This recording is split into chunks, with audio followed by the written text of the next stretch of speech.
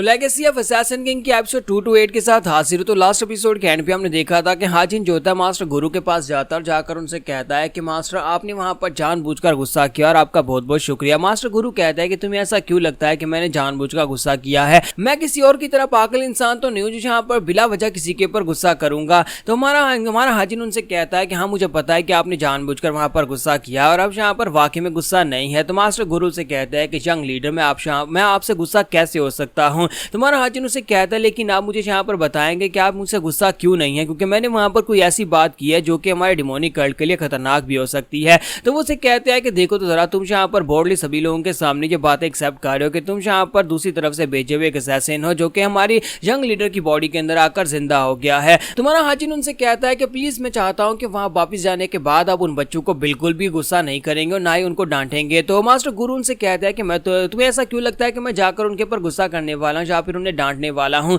मुझे ऐसा लगता है कि मुझसे ज्यादा तो वो तुम्हारे पर विश्वास करते हैं कि तुम यहाँ पर third young master your young और उनके यंग लीडर हो। इसका मतलब यह है कि वो तुम्हारे पर भरोसा करते हैं और मैं यहाँ पर बिला वजह जाकर उन्हें इस बात के ऊपर क्यों डांटने वाला हूँ कि वो तुम्हारे पर भरोसा ना करे। तुमने यहाँ पर खुद जो भी बात बताई है वो खुद उनको बताई है। तुम्हारा हाजिर उनसे कहता है कि हाँ ये बात तो वाकई में सच है कि वो मेरे दोस्त है, लेकिन मैं यहाँ पर अपने दोस्तों के सामना नहीं करना चाहता। अगर वो अपनी तलवारें भी निकालें तब भी यहाँ पर मैं उनका सामना नहीं करूंगा। अगर वो मुझे मारना भी चाहें तब भी मैं यहाँ पर उनके सामने कुछ भी नहीं करूंगा, वो मुझे मार सकते हैं। जैसे मैं आपको थैंक यू बोल रहा हूँ क्योंकि वो लोग यहाँ पर मेरे पर गुस्सा नहीं कर सकते, लेकिन आपने गुस्सा करके उनकी तरफ से यहाँ पर उनका दिल हल्का कर दिया। इसी वजह से मैं आपको थैंक यू बोल रहा हूँ। आपका बहुत बहुत शुक्रिया जो आपने ये सब कुछ किया है। मुझे लगता है कि वो सभी लोग शांति के साथ बैठकर वहां पर इस बारे में सोच सकते हैं कि मैंने उन लोगों को जो भी बात बताई है उसे हजम किया जा सके। इसका मतलब यह है कि मेरे पर आपका एक एहसान रहा। तो इसी के साथ ही मास्टर गुरु से कहता है कि मैं तो बस एक बुढ़ा आदमी हूँ जो कि यहाँ पर अपने यंग लीडर को फॉलो कर रहा है। तुम्हारा हाजिन उनसे कहता है कि पहले मुझे भी लगा था कि आप यहाँ पर वाकई में गुस्सा हो गए हैं, लेकिन जब आपने यहाँ पर ट्रू एम्परर डिमोनिक की बात की तब मुझे समझ आई कि आप उन सभी लोगों के सामने ये बात रखना चाहते हैं कि चाहे मैं यहाँ पर किसी और की बॉडी के अंदर ही क्यों ना जिंदा हो गया हूँ, चाहे मैं यहाँ पर एक असैसिन ही क्यों ना हूँ, लेकिन अब मैं यहाँ पर थर्ड यंग मास्टर हूँ और आपने उनके सामने ये बात की कि मेरे पास ट्रू एम्परर किया है। इसका मतलब यह है कि मुझे यहाँ पर डीमन गार्ड ने खुद यहाँ पर अपना थर्ड यंग मास्टर बिस्टो किया और अपना सक्सेसर बनाया है। और अगर उसने यहाँ पर मुझे अपना सक्सेसर बनाया तो उसका मतलब ये है कि ये बात झूठी बिल्कुल भी नहीं हो सकती और मैं डिमोनिक कल्ट के खिलाफ बिल्कुल भी नहीं हूँ। तुम्हारा हाजिन उनसे कहता है लेकिन मास्टर मुझे एक बात तो बताएं, आप डिमोनिक कल्ट के एक वफादार एल्डर हैं। अगर मैं यहाँ पर एक वफादार एल्डर होता और कोई मुझे बताता कि वो एक असैसिन है, ह्यूमनली राइटियस अलायंस के लिए काम करता था, तो इसी के साथ मैं उसी वक्त उसे पंचेस मारना शुरू कर देता। लेकिन आप इतने ज्यादा शांत क्यों है? तो मास्टर गुरु से कहते हैं कि तुम्हें ऐसा क्यों लगता है कि मैं यहाँ पर तुम्हें मारना शुरू कर दूंगा? मैं यहाँ पर ऐसा क्यों करूंगा जबकि तुम मेरे यंग लीडर हो? मैं अपने यंग लॉर्ड के सामने ऐसा बिल्कुल भी नहीं करने वाला और मेरी नजर इतनी भी खराब नहीं है कि मैं यहाँ पर तुम्हें पहचान न सकूं। तुम हमारे डिमोनिक कल्ट के लिए बिल्कुल भी बुरा नहीं सोचते। डिमोनिक कल्ट का तुमने अभी तक यहाँ पर अच्छा ही किया। तुमने कहा ना कि तुम यहाँ पर डिमोनिक कल्ट को रूइंड अबिस में नहीं लेकर जाओगे और बिल्कुल ऐसी ही बात है। तो हाजिन कहता है हाँ ये बात तो वाकई में सच है कि मैं डिमोनिक कल्ट का बुरा बिल्कुल भी नहीं चाहता।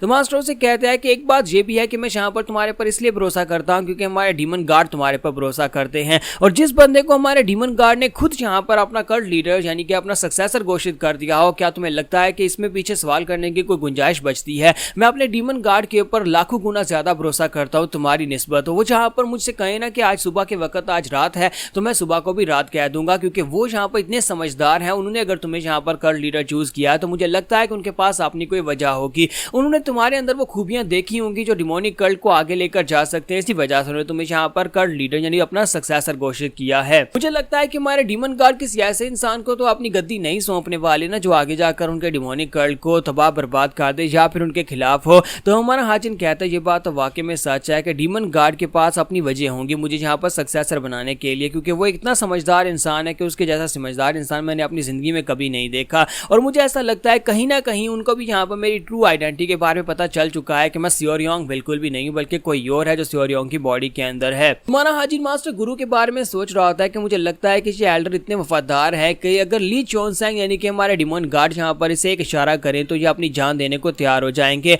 अगर डीमन लॉर्ड ने कोई फैसला किया है तो उन्हें लगता है कि डीमन लॉर्ड ने सही फैसला ही किया होगा। जबकि यहाँ पर डीमन लॉर्ड ने मुझे अपना सक्सेसर बनाया तो उसका मतलब यह है कि मेरी हर बात के ऊपर विश्वास करना इनकी जिम्मेदारी है और वो उनकी वफादारी का हिस्सा है। मुझे लगता है कि यही ट्रू एटीट्यूड है जो कि एक डीमन गार्ड के लिए होना चाहिए। इनके डीमन गार्ड के लिए इनकी वफादारी इसी तरह की होनी चाहिए। तो हमारा हाजिन उनसे कहता है कि मास्टर गुरु मैं फिर से आपको थैंक यू बोलना चाहता हूँ, आपने मेरे लिए जो कुछ भी किया है। तो मास्टर गुरु से कहते हैं मैं तुम्हें कह रहा हूँ कि बार बार मुझे थैंक यू मत बोलो। अच्छा ठीक है, मुझे एक बात तो बताओ कि यार तुमने यहाँ पर इस वक्त ये क्यों कहा, जबकि तुम्हारे पास आगे जाकर बहुत सारे मौके आ सकते थे। इस वक्त हालात कुछ ऐसे हैं कि हमें आगे जाकर फाइट करना पड़ सकती है और तुम इस वक्त यहाँ पर उनके बीच में डिसबिलीफ फैलाने की कोशिश कर रहे हो। तुमने यहाँ पर जिस तरह की बात की है तो हाजिन उनसे कहता है कि हाँ, आगे बहुत ज़्यादा खतरनाक बैटल्स आने वाली हैं। अभी हम लोग जिस खतरनाक बैटल से निकल कर रहे हैं, इससे आगे की बैटल्स और भी ज़्यादा खतरनाक हो सकती है और मैं नहीं चाहता कि मैं यहाँ पर इस बोझ के साथ ही मर जाऊँ। अगर मुझे कुछ हो जाता है तो कम से कम मेरे साथियों, मेरे दोस्तों को इस बारे में पता होना चाहिए। इसी वजह से मैं यहाँ पर सभी को ये बताना चाहता था,